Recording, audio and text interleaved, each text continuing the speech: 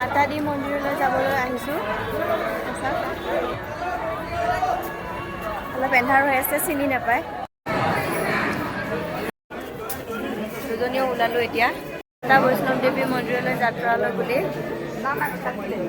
ঘৰত যাওঁ বুলি ক'লেও পাৰে, কিন্তু আমি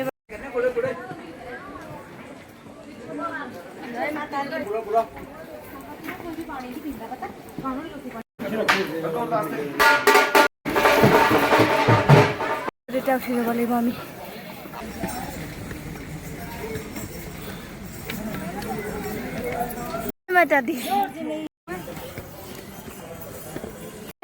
এইখন পাহাৰৰ ওপৰত গৈ যাব লাগিব আমি এতিয়া।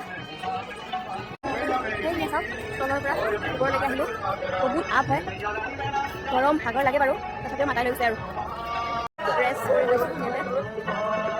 3 ঘণ্টা হ'ল, 5:30টাৰ পৰা খোজকাঢ়িলোঁ, এতিয়া 7:30 বাজিলে আৰু যাবই আছোঁ।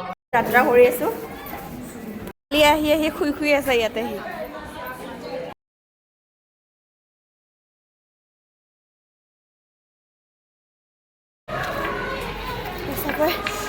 আমাৰ আৰু 6 কিলোমিটাৰ আছে,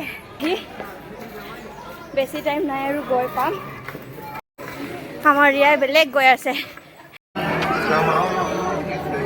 মানুহবিলাক। এইটো হৰিণ নে ছাগলী নে ধৰিব পৰা নাই দেই, চবে হৰিণে কৈ আছে। সেই পাহাৰৰ ওপৰত আছে।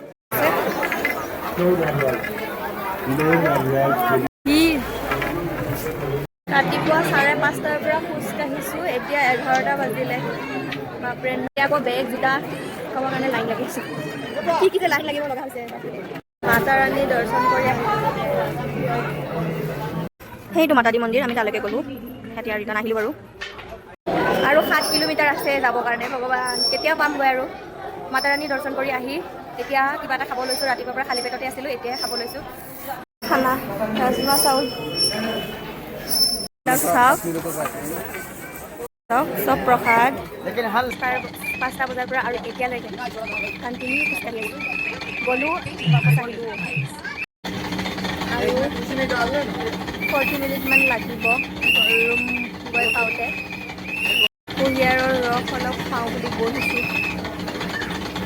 পুৰা এতিয়া গৈহে আছে, এতিয়া গৈ সিহঁতে আজি ঘূৰি নাহে, কালিহে ঘূৰি আহিব পাৰি, কিন্তু নাযাওঁ দে আৰু ইমান কষ্ট।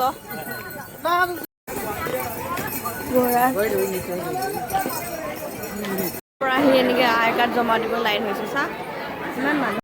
12 ঘণ্টা খোজকাঢ়ি আহি অৱস্থা বেয়া হৈ গৈছে। যেনে তেনে ৰুম পাইছোঁ, ভৰি হাত দাঙিব পৰা নাই, এতিয়া অৱস্থা বেয়া।